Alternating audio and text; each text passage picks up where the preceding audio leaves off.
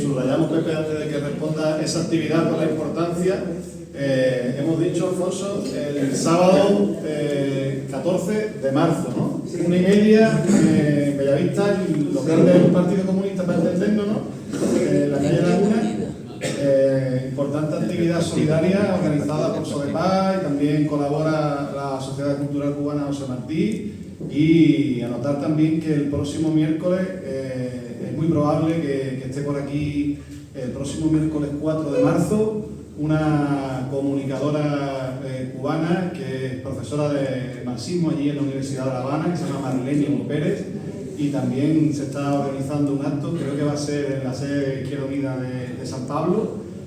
Todavía no está cerrado la hora, pero será en torno a las 6 de la tarde muy probablemente. Está atento porque en los próximos días se va a terminar de concretar también ese acto, que va a ser probable, pues, un acto muy interesante y que seguro que va a contribuir a sumar en esta lucha que como que estamos aquí comentando, ¿no? En pro de Cuba. Bueno, quería decir que yo estoy básicamente de acuerdo con todo, con unos más, con otros menos, y con algún otro, todo. Pero lo que trataba de expresar es el problema de la institucionalidad. Me estaba refiriendo a las instituciones. Cuando hablaba de que no había habido voz en las instituciones, me estaba refiriendo a las instituciones españolas. No me estaba refiriendo a la europea, me estaba refiriendo a las españolas. A mí también me cogió el periodo especial. El año 93 fue el peor. Ahí tocó fondo el país.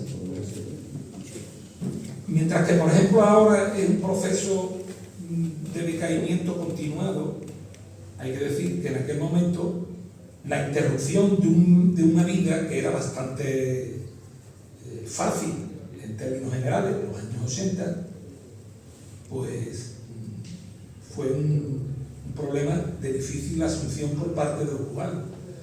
Creo recordar que en aquel momento estaba en una media de ingesta de 3.500 calorías día por persona y cayó en el año 93 a 1.200, 1.300. La gente se desplomaba por la calle. Yo me acuerdo de aquello perfectamente. Pero mientras que la expresión popular de las políticas de solidaridad, sobre todo asociativa, esa no ha decaído. En algunas zonas sí. En la Bahía de Cádiz ha decaído prácticamente en su totalidad, por qué no decirlo. El hecho de que perdiéramos la alcaldía en el año 2011, y sobre todo, no por mí, sino por lo que supuso, que yo saliera de Puerto Real y me autoexiliara allí en Cuba, después de las prácticas que se utilizaron para liquidar, no tanto a mí como al propio movimiento en la zona.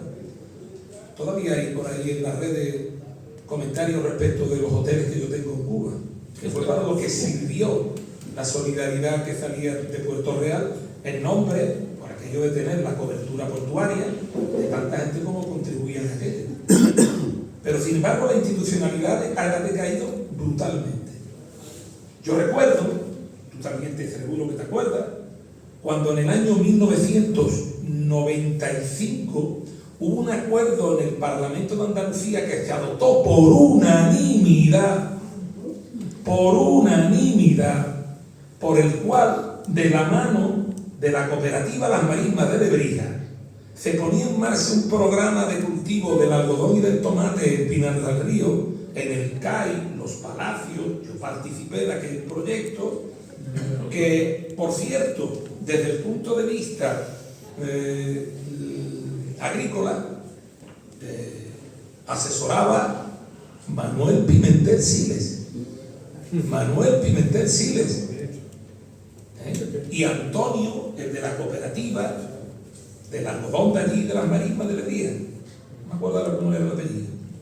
Y fue el pleno de la Cámara Autonómica quien votó a favor. Claro, se había producido aquello que decía Franco, una pertinaz sequía durante 5 años, y hubo necesidad de seguir manteniendo los mercados donde tenía presencia el algodón de la marisma y el tomate de la marisma. Nada mejor para ellos que llegar a un acuerdo con los cubanos ponían mano de obra, el know-how lo ponía la cooperativa, en este caso también Pimentel, y se le enviaba las desmotadoras, se le enviaban los tractores, las sembradoras, y luego se quedaban los cooperativistas con el 50% de la producción para seguir atendiendo sus mercados, y los cubanos el 50% lo metían en los propios mercados públicos o incluso se lo vendían en buenas condiciones de precio a la cooperativa.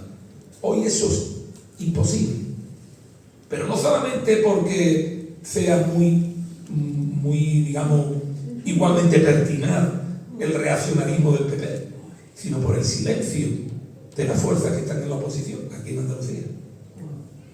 Aquí, cuando, y lo voy a decir así, cuando pactamos, cuando pacta Izquierda Unida, yo entonces era vicepresidente de la FAN, la reforma del Estatuto de Autonomía y la ley de financiamiento, de financiación de las haciendas locales andaluzas, ¿cómo se llamaba este de Jaén? El que era vicepresidente, Gaspar Sarria, dotó con 1 millón de euros de la época el programa que se activó allí en Cuba cuando se produjeron una serie de cierres de entidades azucareras, empresas azucareras. A los trabajadores que se vieron afectados por la reconversión se le entregaron tierras gratuitamente, y los sistemas de riego que sirvieron para regar miles de hectáreas fueron financiados. 400.000 euros puso el Ayuntamiento de Puerto Real y 1 millón de euros puso la Junta de Andalucía. Eso hoy es imposible, pero no solamente por la condición reaccionaria del PP, sino por el silencio culposo, yo diría incluso que hasta ominoso, de la oposición. ¿Qué quiero decir? Mientras que el tejido asociativo ha seguido manteniendo el puño en alto y la bandera de la reivindicación cubana, las instituciones no aparecen. A eso me refería. Pero no aparece ni siquiera con una narrativa matizada, porque la que sí se ha mostrado extraordinariamente hostil ha sido la narrativa imperialista. En el año 1991, cuando se desploma la Unión Soviética y empieza el periodo especial, había un elemento allí en Cuba que era fundamental, que se llamaba Fidel Alejandro Castro Ruz. Fidel Alejandro Castro Ruz, que fue el que capaz de cohesionar al pueblo, liderarlo y llevarlo a la defensa de los valores, de los principios, etc. Evidentemente ya Fidel no está desde noviembre, creo recordar, del año 2016. Y ahora hay que reinventarse. Pero que sin duda alguna hay nuevas energías, nuevos pinos nuevos, como decía Martí, sin duda, y que van a surtir efecto el liderazgo que van a ostentar, también estoy yo convencido. El problema es que la narrativa imperial nos ha ganado la batalla. Nos ha ganado la batalla. Aquí la gente le da miedo, pena, como dicen en Cuba, vergüenza, pudor, lo que se quiera, de defender el socialismo y la revolución cubana y de decir que aquello no es una dictadura. Esto sí, porque el pluripartidismo encubre la dictadura del capital. Cada sistema se dota de los instrumentos para preservar sus intereses. Y uno de los métodos, de los instrumentos para preservar los intereses del sistema capitalista patrio es el pluripartidismo, que no entra en las cuestiones fundamentales. En las cuestiones fundamentales no se entra. Por eso, terreno abonado, para que nos ganen la batalla en el terreno de las ideas. Y digan, esto es una democracia, aquello no. Sin matices además. No existe bloqueo, no existe sanciones, no existe desde el año 1960 y vigente todavía el memorando del Lester Mallory. Es que hemos perdido la batalla, es que nos da miedo discutir sobre aquello que forma parte de nuestra base ideológica, de nuestra esencia ideológica, que es el socialismo con mayúsculas. Cuba, además, es necesario resaltar que ha habido una interrupción en el proceso de construcción del socialismo. Claro que sí. Claro que sí. Porque es que ¿cómo vamos a seguir construyendo el socialismo sin base económica alguna? Consecuencia del bloqueo también. Entonces, también en ese sentido hemos perdido la batalla. Yo estoy totalmente de acuerdo con lo de la ofensiva global imperialista, totalmente, y que no se puede desconectar. Pero también en eso tenemos nuestro pudor. Yo, a un compañero que se acaba de ir, pensaba enseñarle una fotografía de una concentración que hubo ayer de la Asociación Pro Derechos Humanos de Andalucía, donde se enarbolaron banderas ucronazis. Porque ahora lo que toca es hablar de los niños de Ucrania, pero no se habla de los niños del Donbass. En el año 2014, 2015, 2016. De la misma manera que cuando se habla del conflicto en Gaza, se habla desde la partición en 1948 para acá. No desde el primer congreso sionista en 1896, presidido por Theodor Herzl. De eso no.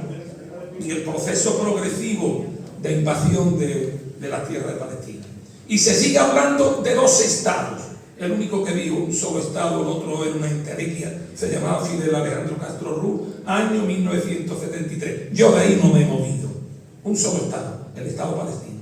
Fuera sionazis de Palestina, fuera los jáfaros de Palestina, fuera los askenazis de Palestina, los judíos semitas, los cristianos semitas y los árabes semitas. Por cierto, hoy el debate que hay que leer en la prensa del enemigo se muestra preocupada porque el único pueblo de Cisjordania, que era total y absolutamente cristiano, está siendo arrasado por los sionistas israelíes. Arrasado. Ahora la Iglesia Católica, con sus terminales mediáticos, se preocupan por los cristianos que sufren los embates del sionismo israelí.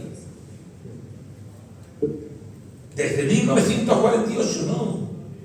Desde la ley de Balfour, desde la Carta Balfour, no, antes, desde la fundación de la Anglo-Persian hoy British Petroleum, no, eso fue en 1908, antes.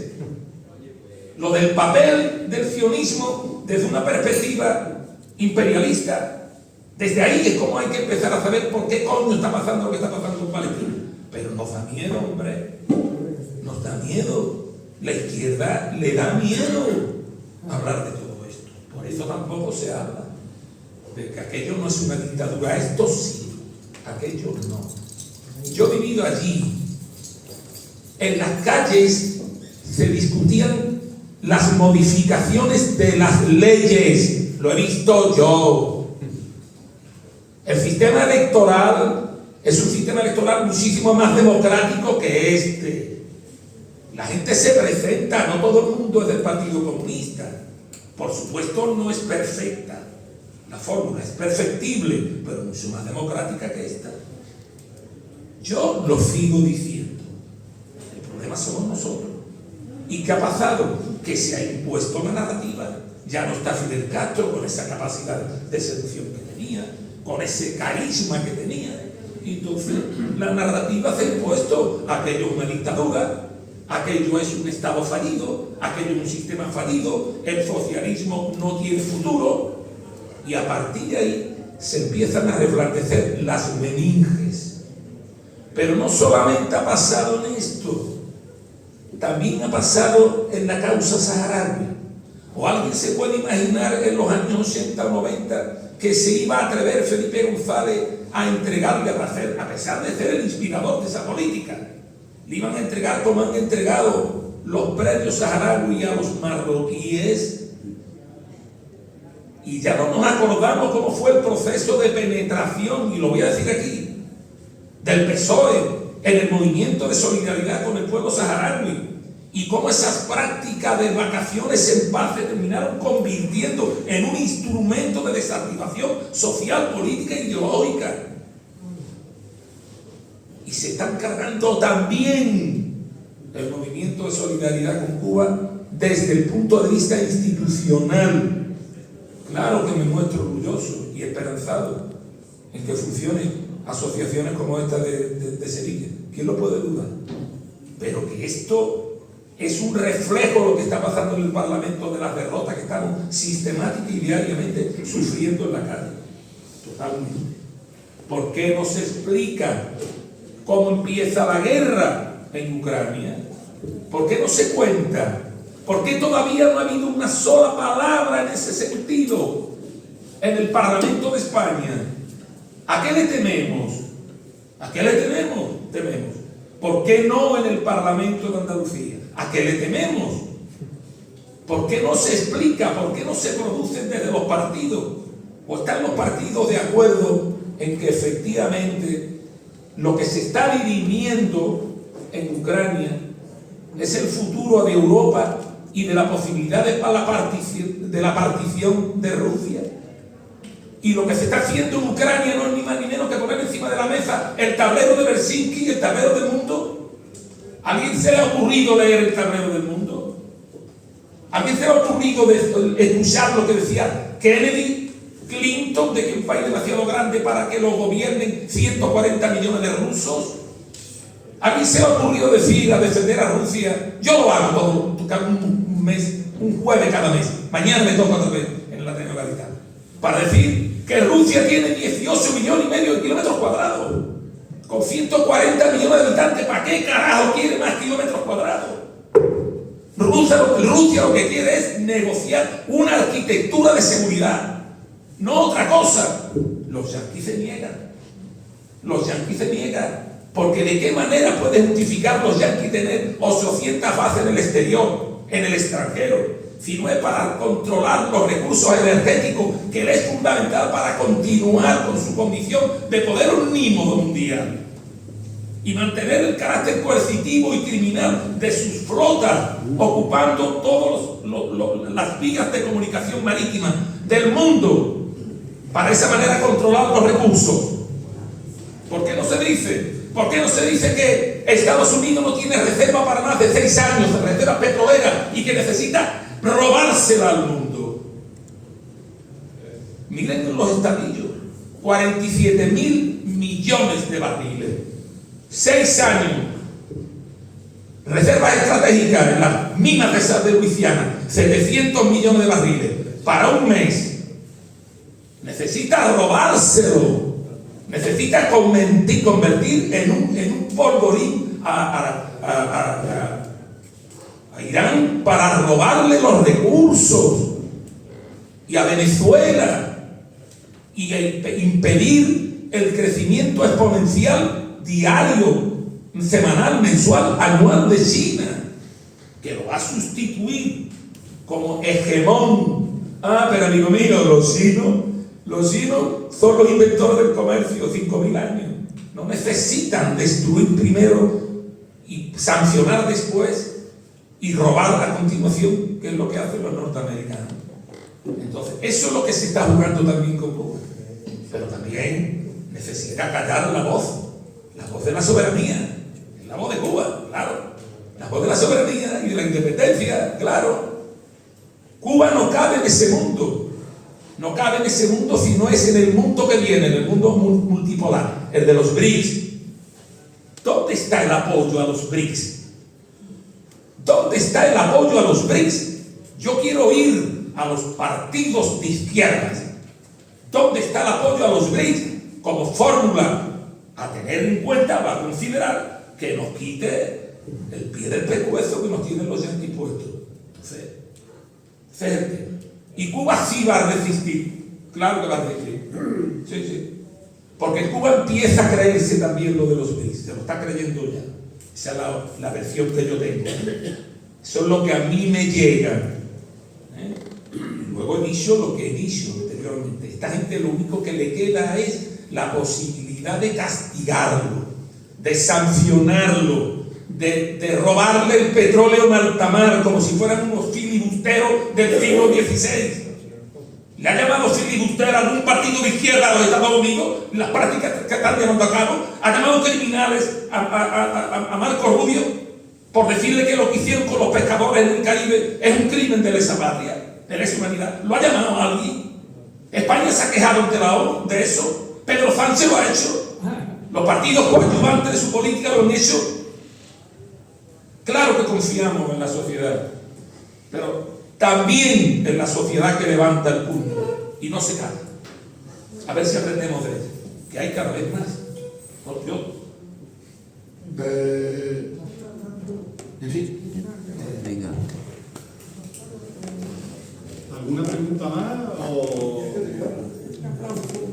Es difícil.